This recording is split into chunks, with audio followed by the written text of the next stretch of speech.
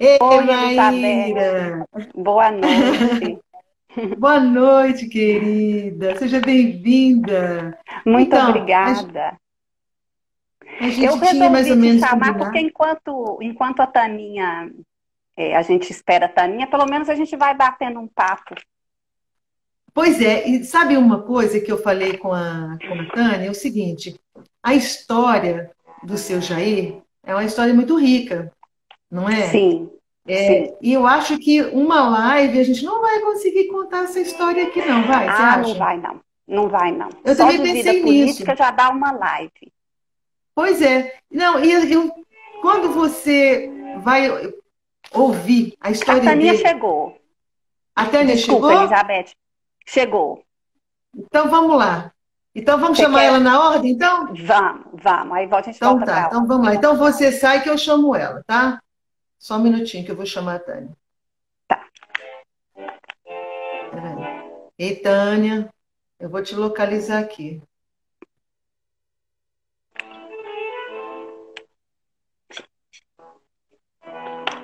A Tânia, Tânia, você acredita que está escrito aqui que você não pode participar? Tânia Márcia Mateus. Está escrito que não pode participar, eu não sei por quê. E aí, Maíra? E aí, Tânia? Está dizendo que a Tânia não pode entrar na live. Algum, algum problema com o celular dela. O que a gente faz? O que você sugere?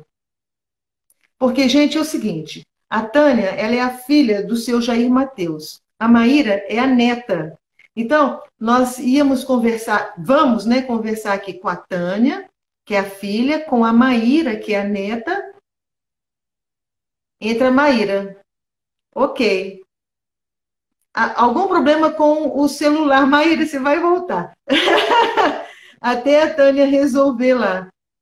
Espera um pouquinho, vamos lá. Chamar a Maíra de novo. Eu não sei. Já aconteceu isso aqui com outras pessoas. Oi, voltei. E, ô, Maíra, algum problema com o Oi. celular dela Ai, que que não deixa pena. entrar no Instagram. Mas, Hum, olha, não o quer pedaço, dizer. acho que. Ah, Ele está falando para entrar o Pedro Arthur. Porque, olha, o Pedro Arthur, ele vai contar a história mais para o final, né? As cartas, né? o Bruno. Não, é o O Bruno Bruno que que vai vai falar, é contar o as Bruno, cartas. é o Bruno. Então, olha, a Tânia, a gente pode, se a Tânia não conseguir entrar hoje, a gente pode estar trazendo a Tânia na semana que vem, junto com Pode. o Bruno, porque eu, sinceramente, nós temos, olha, já são 15 para as 8.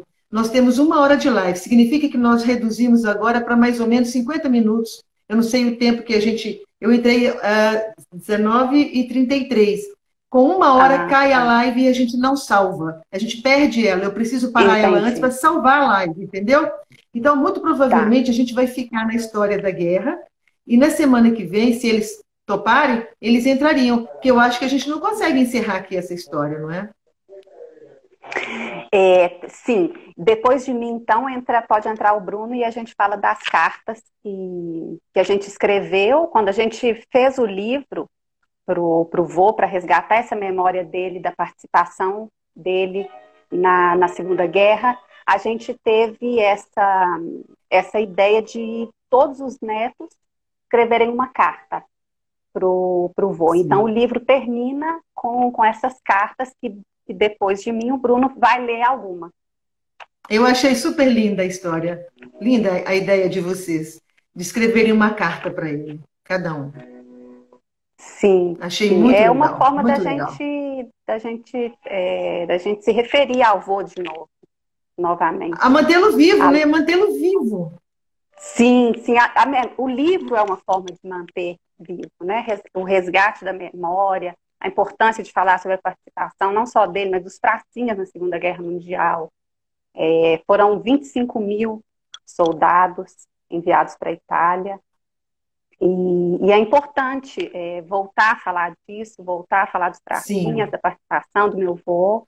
E a sim. gente ficou muito feliz, Então, Elizabeth, de poder falar do nosso vô, que a gente tem então, muito orgulho e ficamos muito pode ter felizes. certeza. Então, o que que a gente está fazendo? A gente criou esse canal para a gente poder estar fazendo uma comunicação direta com o povo de Jequitibá. A gente está trazendo aqui as histórias de Jequitibá, né? O Pedro de Zico tem Hum, contado essas histórias aqui para nós.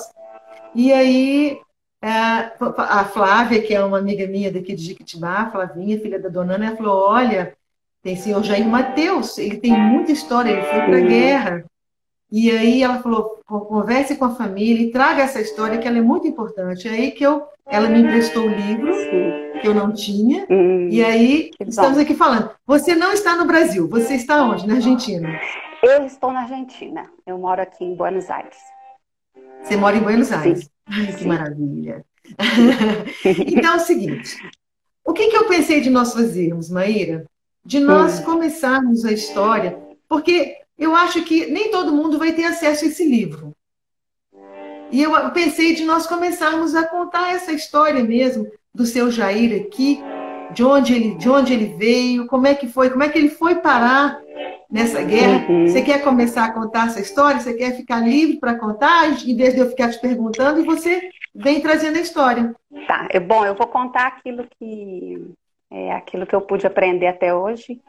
E, bom, o vô, ele se alistou com 20 anos, ele se alistou no exército e ainda não tinha essa questão de ir para a guerra. E ele se alistou Mas e espera um pouquinho, quando... só deixa eu te interromper um pouquinho. Fale para nós de onde ele é. Ah, vô nasceu em Bebedouro, que é distrito de Bebedouro. Jequitibá.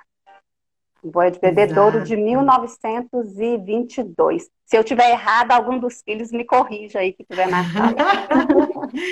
Ele é De daqui de uma 1922, comunidade de Jequitibá, do dia Bebedouro. 26 de outubro. Hum?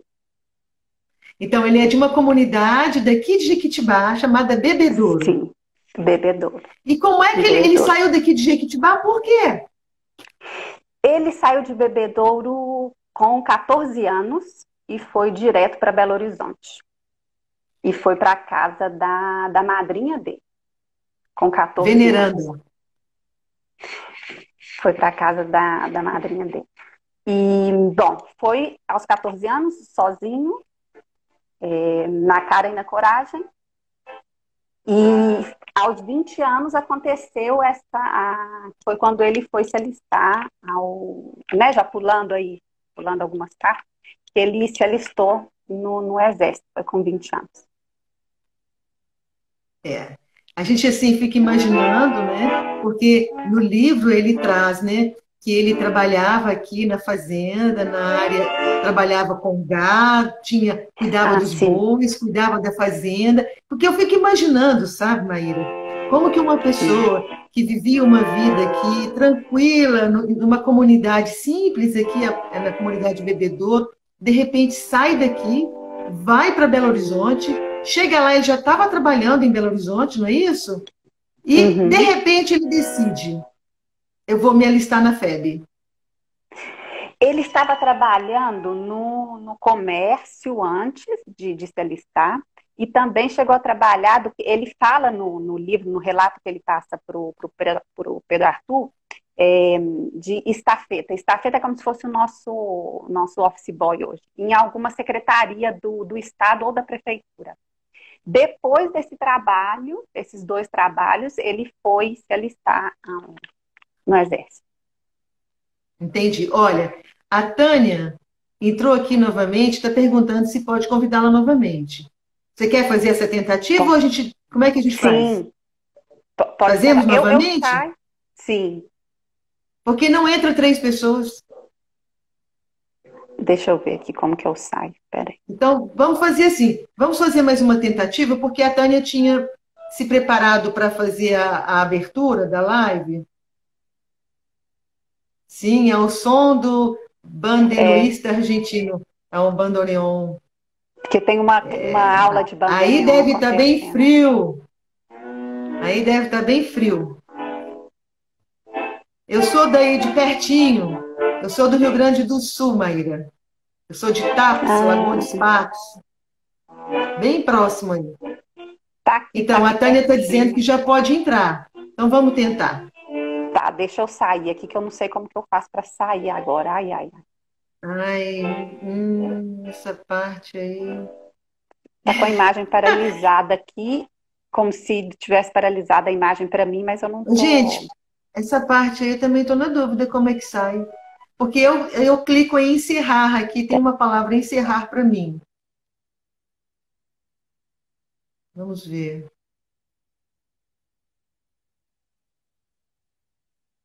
Ela está tentando sair. Para a Tânia entrar, gente, só um minutinho, tá?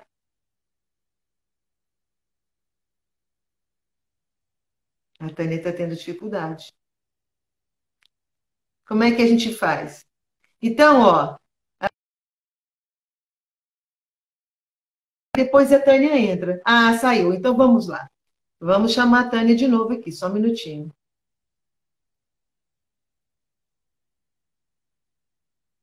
Deixa eu localizar a Tânia aqui. Tudo bem. Ah, Tânia, danada, agora você entrou. Aguardando a Tânia. Depois a gente volta com a Maíra, tá, gente? É que a Tânia vai fazer a nossa abertura da live. Cadê? Aham! Agora, Ei, Tânia! Eu não boa sei o que noite. aconteceu com o seu celular, Tânia. Boa noite. Boa noite, gente. Essa é a Tânia Márcia Mateus. Ela é filha do seu Jair Pereira Mateus. Sim, Então, a Tânia vai fazer a abertura da nossa live, falar um pouquinho sobre o seu Jair, não é isso, Tânia? E aí, isso. nós começamos a falar um pouquinho da guerra, mas depois a gente volta para lá. E aí, Tá. Tânia, querida, que bom. O livro, ele vai fazer um relato da participação da FEB na Segunda Guerra Mundial. E quer resgatar, né?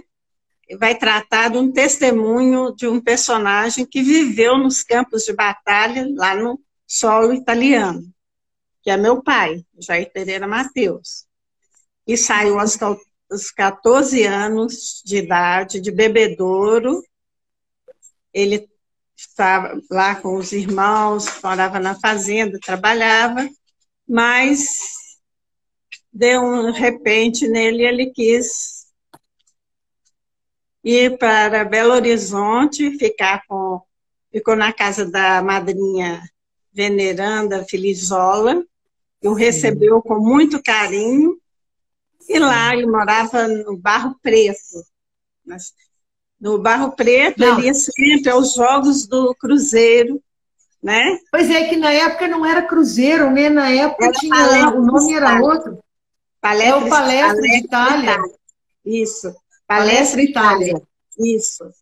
E lá ele ficou, e para não ficar dependendo só da madrinha, ele começou a trabalhar na rodoviária como estafeta, que é uma espécie de Estafeta é tipo entregador correio. de correspondência, de produtos, alguma coisa assim. Mais tarde, lá mesmo, no Barro Preto, estavam alistando pessoas para ir para a guerra, né, em 1944. Porque a guerra começou 1º de setembro de 1939. Mas o Brasil só entra em 1944, né? Foi, 44. 44. E meu pai vai alistar, vai fazer os testes, com isso ele vai passar, ele chega na casa da madrinha e fala que alistou e que vai para a guerra. A madrinha ainda fala, ai meu Deus, é muito perigoso, né? Mas se muito é perigoso. isso, mas se é isso que você quer, você tem mais é que ir, né? Aí meu pai vai para Itajubá fazer treinamento. Fica lá uns 6 meses de treinamento em Itajubá. De Itajubá, eles são mandados para o Rio de Janeiro, para a Vila Militar, que lá também fazia treinamento. E de lá, eles vão ser mandados, ele vai para o Mato Grosso, aqui da Ana, Sim. Aqui da Uana. aqui o da... Ih, embolei a língua. Aqui da Uana, essa palavra. Vai para lá para fazer treinamento e o Marechal pergunta quem quer servir a tropa de elite, que é o 9º Batalhão de Infantaria, né, da FEB, de Engenharia, o 9º Batalhão de Engenharia. E ele foi um passo à frente e ele foi. Aí ele fez um curso de cabo, lá no Mato Grosso, com os americanos, com armamentos de primeira, com bazuca, com armas de maior geração, né? E com isso ele vai treinar e eles falam, agora está na hora, está chegando a hora de ir para a guerra. E eles falam o seguinte, olha, vocês podem visitar os pais, que agora, daqui para frente, eles vão cruzar o oceano. E aí ele vai para Belo Horizonte, sai do Rio, né? Pega um trem, vai para Belo Horizonte.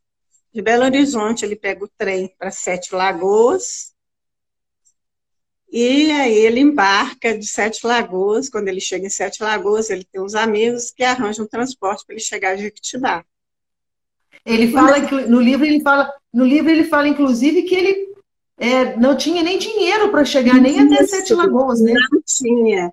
Tanto é que quando chega na estação de Santa Luzia, ele conversa com lá na estação, explica que ele não tinha dinheiro, que ele ia para a guerra, mas que ele vinha despedir da família.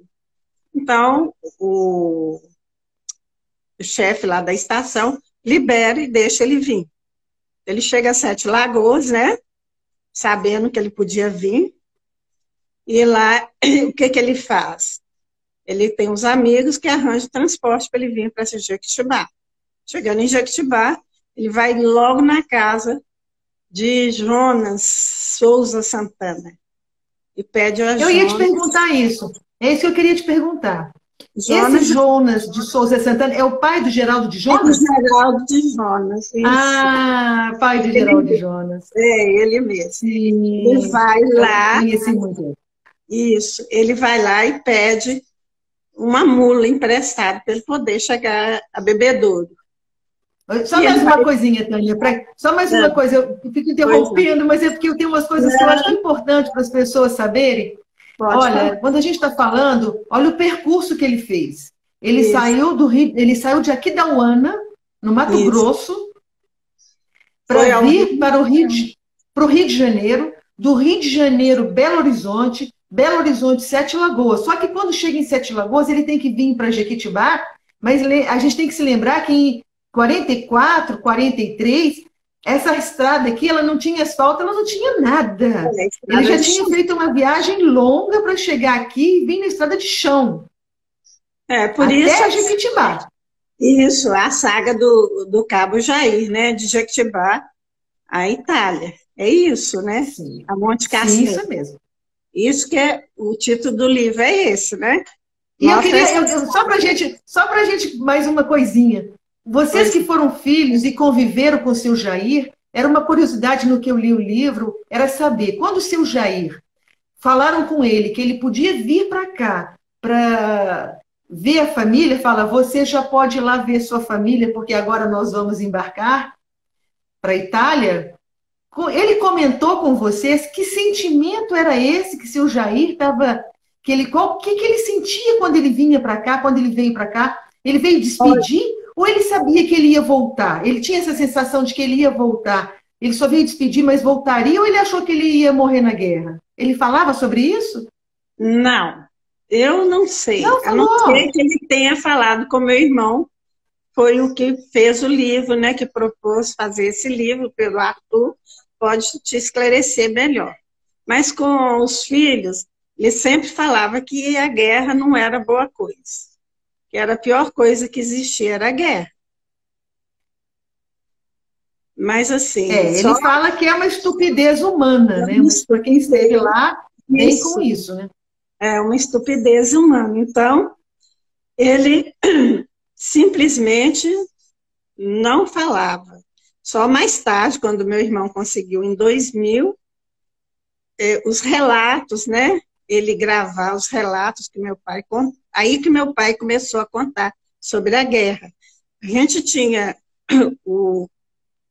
os crepe, os roupão, tudo dele, né? Como é que fala? A O farda, uniforme? A uniforme, farda? a gente brincava, mas a gente não tinha assim, uma ideia do que era, né? Tanto é que nós não preservamos nada disso, porque a gente brincava e não tinha essa atenção do que era uma guerra de verdade. A gente sabia que tinha da guerra, mas não tinha noção de que era uma guerra, né? Mas aí... Nós ainda não temos, nós ainda não temos. É só quem está lá e que tem. Quem está lá que deve saber como que é terrível mesmo, né? Sim. Aí, como ele chegou a Bebedouro, chegou para falar com os pais, né? Logo o pai viu, e com os irmãos, quer dizer, a mãe dele já tinha falecido, né? Ele era menor, com 14 anos, ela já tinha falecido.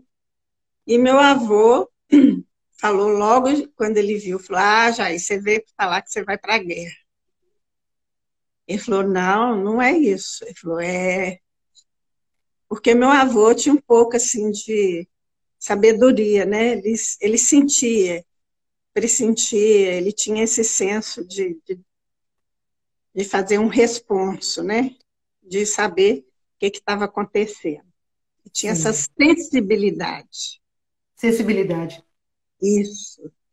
E os meus... Uma intuição forte. Com certeza, muito forte.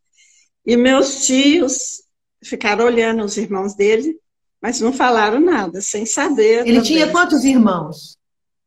Era 7 com ele, né? Eram 7 irmãos com ele. Esses irmãos ainda estão vivos? Não, todos já faleceram. Todos faleceram? Todos. Todos. Aqui da região, o seu Jair foi o único que foi à guerra? Sim, foi o único. Ok. Foi o único. E aí ele veio despedir da família.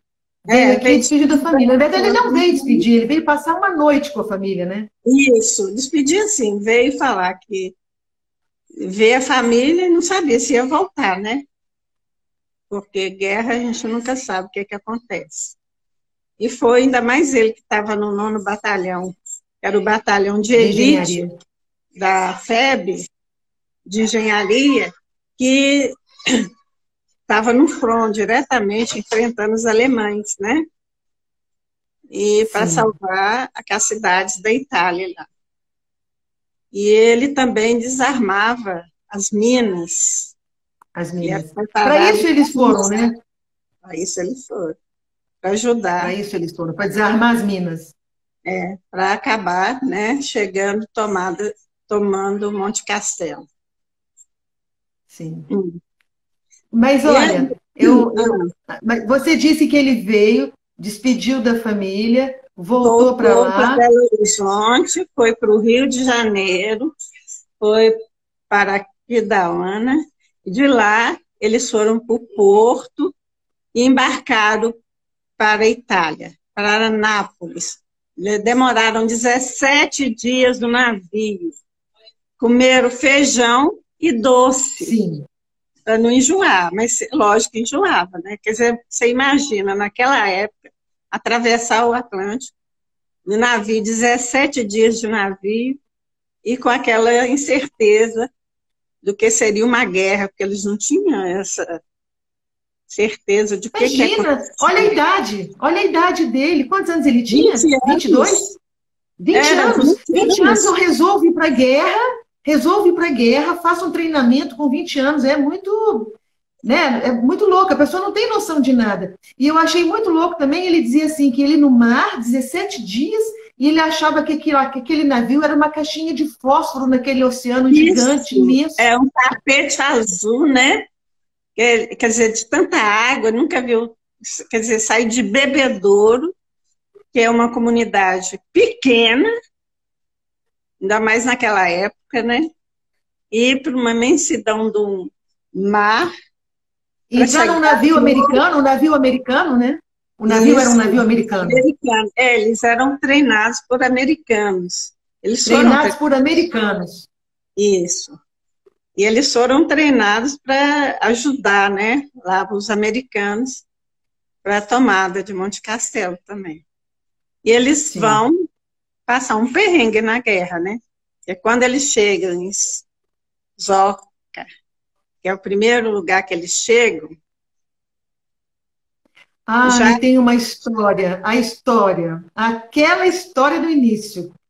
Por favor, o que aconteceu com ele? quando eles chegam em Zorca, eles já começam a escutar os bombardeios, né? E aí, uma represa. Eles estavam na represa, quando eles começaram a escutar o bombardeio, ele abaixou, eles tiveram que abaixar, porque senão eles seriam metralhados, né? E abaixou. Não, tem que falar o que ele fala no livro, porque o que ele colocou, eu achei assim, eu fiquei impressionada, quase que ele morreu no primeiro dia. Quase que ele foi embora no primeiro dia. No primeiro por distração. Dia, por distração. Por distração. Na hora que ele escutou, que ele viu o que estava acontecendo, ele abaixou no barranco. Né? Ele disse que simplesmente ele viu que vinha um avião alemão e abaixou e começou a metralhar e ele se jogou no barranco, aí que ele viu que tudo muito rápido. Aí que ele viu que era difícil e ele tinha que abaixar. Aí que ele, a essa hora que eu acho que caiu a ficha, né? Que realmente o que eu estou fazendo aqui? Começando. O que eu estou fazendo aqui? Mas como ele estava querendo, ele tinha essa coragem, ele tinha essa determinação, né? Essa determinação de participar, que ele queria, né? Tanto é que eles chegaram e o exército alemão era muito poderoso, e eles ficavam na Casas Matas. Casa Matas era no alto da colina, no alto da montanha. Quer dizer, eles tinham visão de tudo que acontecia ao redor, enquanto os brasileiros estavam embaixo. Era como se fosse um buraco, né? Os alemães em cima, a Casa Mata, no alto das montanhas, e os brasileiros num buraco lá embaixo. E um detalhe importantíssimo que ele fala aqui também, né? Esses alemães estavam vindo já da Segunda Guerra, já estava acontecendo também na Rússia. Quer dizer, já tinham lutado na Rússia e já estavam aqui na Itália. Eles já tinham experiência, né? De lutar na Rússia. E os brasileiros, não. Os brasileiros, eles não tinham essa experiência. Se bem que eles foram muito bem treinados, né? Ô, Tânia, sabe uma coisa que eu penso? Quando me veio na mente, quando foi perguntado para aquele grupo quem queria ir para a guerra, quem que desse um passo à frente, e ele deu um passo à frente, e aí quando você... Porque a gente tem que pensar o seguinte, não é um filme de guerra, é uma realidade, é ir para a guerra, verdadeiramente ir para a guerra. E ele simplesmente, com toda certeza, ele vai dar um passo à frente. E o quanto que todos esses brasileiros que deram um passo à frente fizeram a diferença em Castelnuovo. A diferença que eles fizeram, porque, pelo que ele coloca no livro, apesar de que muitas críticas já ocorreram contra esses brasileiros, contra esses pracinhas, né? Mas quando você ouve a história da boca de um deles e vê o que de fato aconteceu lá, esse passo à frente que eles deram fez uma grande diferença. Esses brasileiros fizeram uma grande diferença lá. só de resgatar um povo italiano que estava passando fome, miséria, Exato. na mão dos fascistas, dos nazistas, lutar pela democracia, pela liberdade, nossa, quanto fez Não, diferença. e ele falar do amor, do quanto que os italianos eram gratos aos brasileiros, porque inclusive os brasileiros dividiam a comida com eles. Isso. Os brasileiros, eles eram muito solidários, né, com os italianos. Eles ficaram encantados com os brasileiros e em dividir a comida com eles, porque eles estavam passando por uma situação terrível. Prédios bombardeados, casas, não tinha comida, né?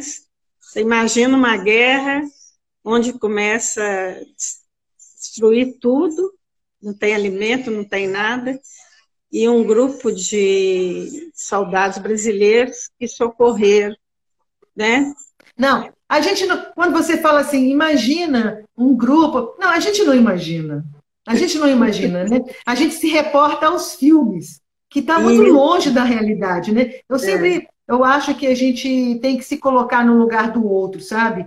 Eu fico imaginando empatia, esses brasileiros. Sim, empatia. A gente se colocar no lugar desse brasileiro que, na verdade, o Brasil acabou entrando numa guerra que não pertencia a ele, não é?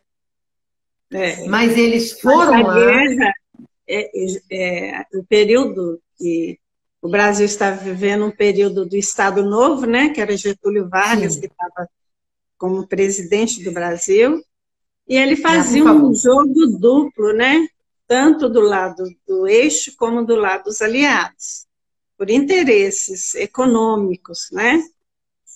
Mas depois ele foi pressionado por causa, quando afundaram os navios brasileiros, foi pressionado a entrar do lado dos aliados.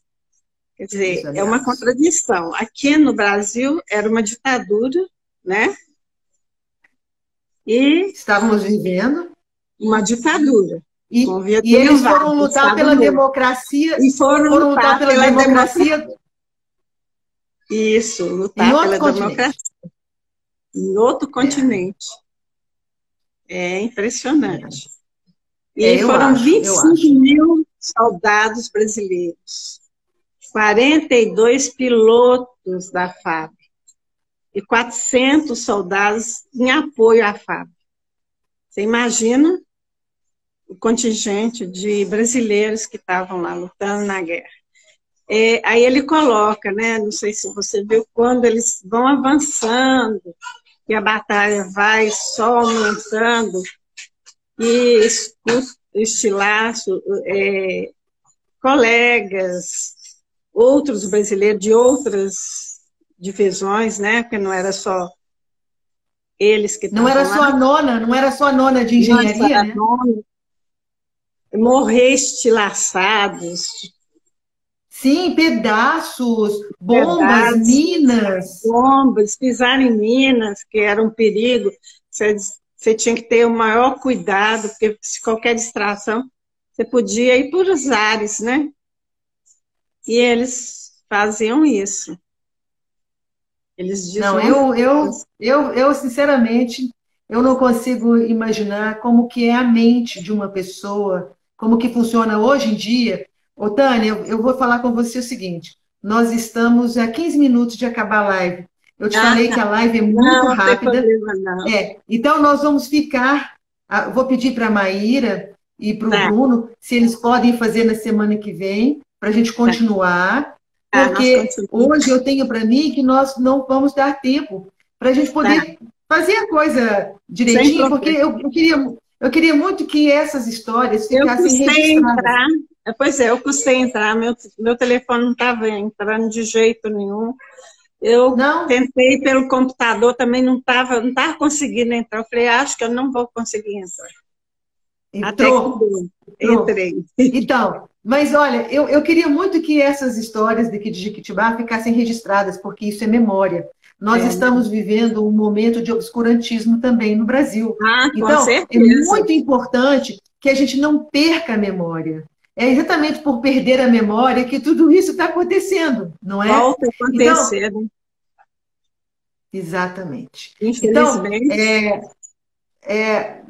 eu acho assim, essa história do seu Jair, ela é uma história muito rica, né? O seu É, Jair, um garoto, ele era um garoto, é. resolveu sair do Você Brasil, imagina resolveu lutar pela isso, democracia lá fora, um garoto de viveu, 14 anos, naquela época era bem imagina. diferente de um garoto hoje de 14 anos, né? Pois então A era o que eu estou me mentalidade lembrando era aqui, outra. eu estou querendo, eu estava aqui tentando perguntar uma coisa, comentar alguma coisa, tipo assim, hoje em dia, eu estou querendo que a gente entenda o que é ir à guerra, né? O que, que pode ser ir à guerra, né? Quando hoje as pessoas ligam a televisão, ligam um jornal, assistem coisas terríveis, É, eu já tenho 5 anos, sabe, Tânia, que eu não vejo televisão. Eu optei em não ver televisão para manter a minha sanidade mental, entendeu? É importante que eu possa optar pelo que eu quero ver. Então, eu é, tenho internet para isso, então televisão eu não vejo. isso. Mas a gente sabe que o nosso subconsciente ele é bombardeado o tempo todo por mensagens ruins. E isso, como que isso influencia nossas vidas, o nosso dia a dia, não é? É, Então, se nós não damos conta de assistir notícias ruins, você imagina um jovem desse que chega totalmente despreparado? Eu estou querendo trazer assim como que era o sentimento desse jovem que chega numa guerra e já vê pessoas. Ele fala no livro que ele vê aquele tanto de animais mortos, seres é, humanos despedaçados e bomba caindo e aviões passando, dando metralhada, metralhada, metralhada. Como que isso deve mexer com um ser humano? Como é que ele não sai aquela pessoa que entrou? Ele não sai de lá aquela pessoa que de entrou jeito nenhum. jamais. É, com Seu certeza. Tanto Jair, é que ele nos ensinou sempre a ser muito honestos, respeitar o outro, ser generosos, porque é isso que ele nos passou. Pode ter certeza que foi um homem generoso demais. Sempre acolheu muito o outro. Aqui em casa, sempre acolheu as pessoas com muito carinho. Era um homem alegre, festeiro, apesar de ter passado por uma guerra. sim. Mas olha, Tânia, só para a gente dar uma ir um pouquinho mais à frente, acaba que eles conseguem ajudar a vencer essa batalha Isso. A que tomada de Monte é a tomada de Monte Castelo. Isso, Então, ele eles fala que chegam foi, próximo à foi um igrejinha. trabalho em grupo, né? Isso, que eles chegam próximo, quando eles estão chegando próximo, ver uma igreja, eles entram para agradecer, né? De estar ali, conseguindo avançar e vivos, né? E eles chegam foi em novembro de 1944, ó, de 1945, desde novembro eles estavam tentando tomar Monte Castelo. E foi no dia 8 de maio de 1945, foi a tomada de Monte Castelo. Eles venceram a guerra, né? Saíram de lá, só vieram para o Brasil em agosto de 45. Ele ficou lá mais de um De ano? maio, de maio, não, ele ficou Ah, mais, maio de 44? mais de 45, é a tomada Maio de de Monte 44. Castelo. Em agosto que eles retornam, que eles vêm para o Brasil. Eles ficam Sim, maio, junho, julho, agosto. 3 meses, né? Após a tomada. 3 meses. E só voltam ao Brasil depois, em agosto. E, e aí eles voltaram, todo o grupo deles voltou, Foram conseguiu voltar, ou recebidos ele no teve Rio de perdas? Janeiro. Não, teve muitas perdas. Mais ou menos 400 perdas de soldados brasileiros, muita baixa, né? Eu estou E falando desse eles grupo da renderam, nona, nona e esse grupo da engenharia. da engenharia, teve algumas perdas, sim. E Teve. eles renderam mais ou menos 18 mil soldados alemães. E tem uma história curiosa. curiosa que ele conta, que eles, os alemães, quando renderam, que viram que não tinha mais jeito, que eles perderam a guerra, eles começaram a fazer gestos de macaco para os soldados brasileiros, né? E um deles cuspiu no rosto do meu pai. Ele foi, pegou um fuzil e tacou na cara do alemão. Ele falou, esse desaforo eu não levo para casa. É demais, já estava na guerra, e o camarada perdeu, fez gestos de macaco para os brasileiros, E e cuspiu ainda no cuspiu rosto na dele. cara dele. Aí o que ele fez? Tacou o fuzil no rosto do Meteu o alemão. fuzil no rosto dele. Falou, não, isso aí também é demais. Guerra é assim. É. É muito duro, é muito duro. E acabou que eles conseguiram voltar mais 17 dias de navio.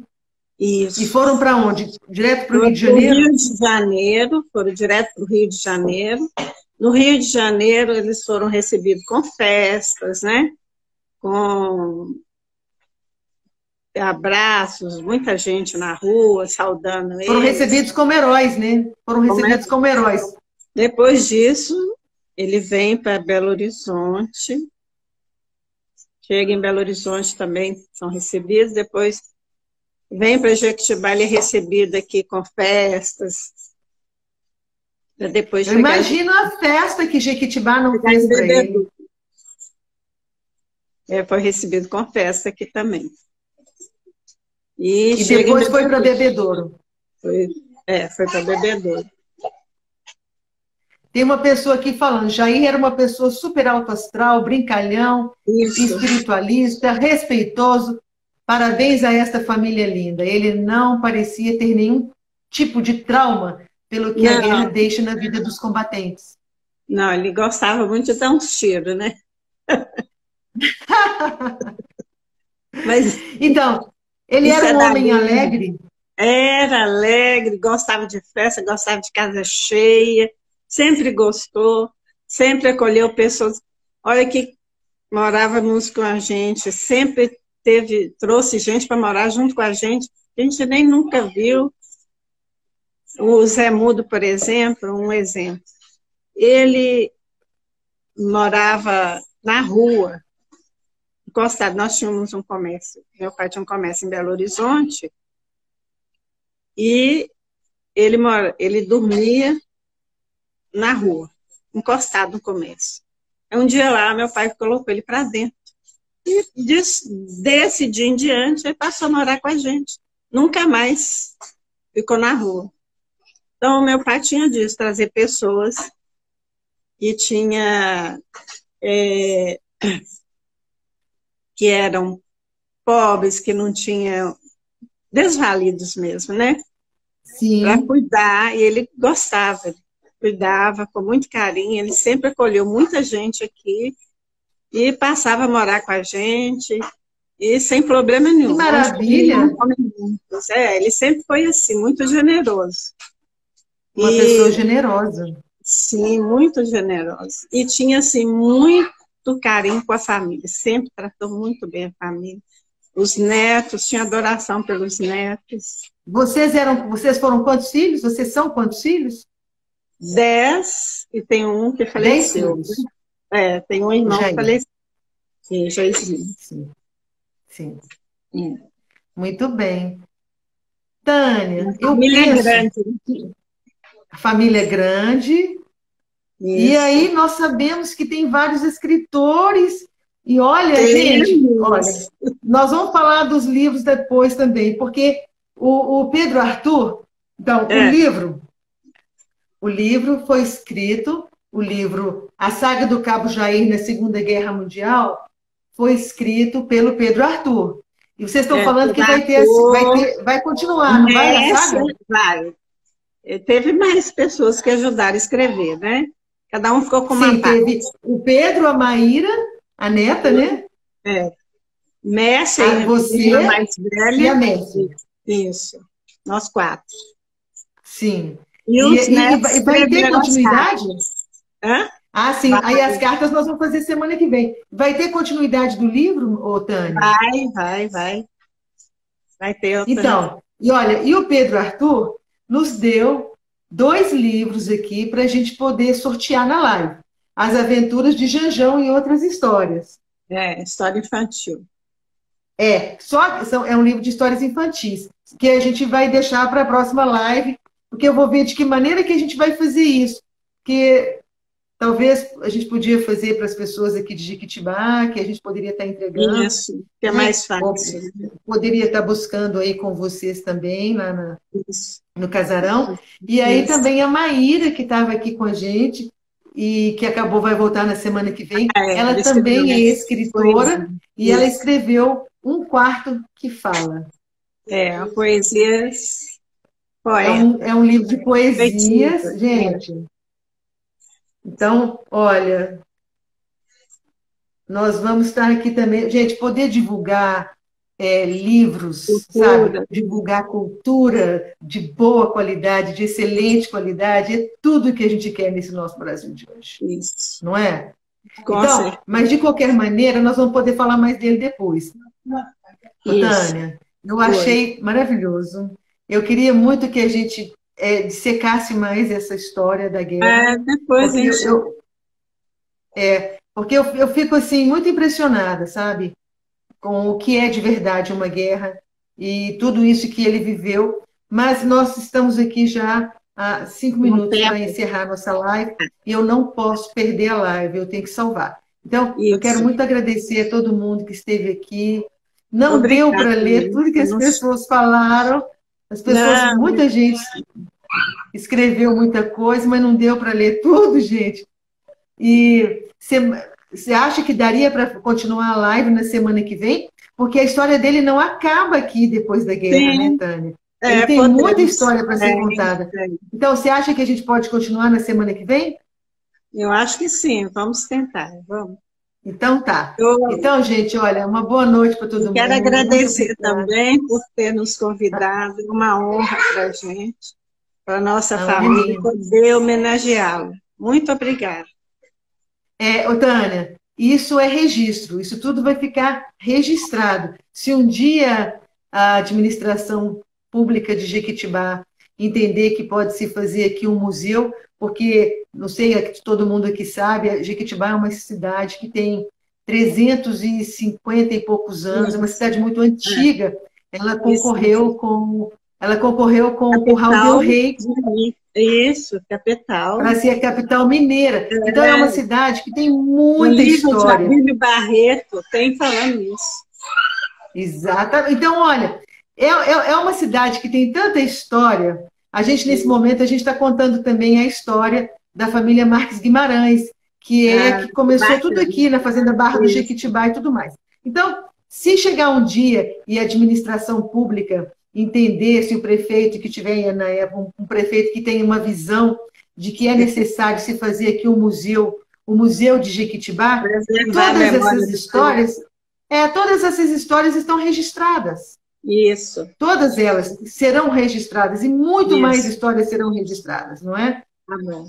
Então, a gente agradece muito a presença de todo mundo. Muito obrigada, viu, Taninha? Valeu demais. Desculpa a demora. Imagina. A gente vai continuar, tá bom? Esperamos todos vocês aí na outra semana também. Um abraço a todos que participaram. Um abraço. Eu vou encerrar para a gente não perder a live. Gente, boa noite. Boa noite.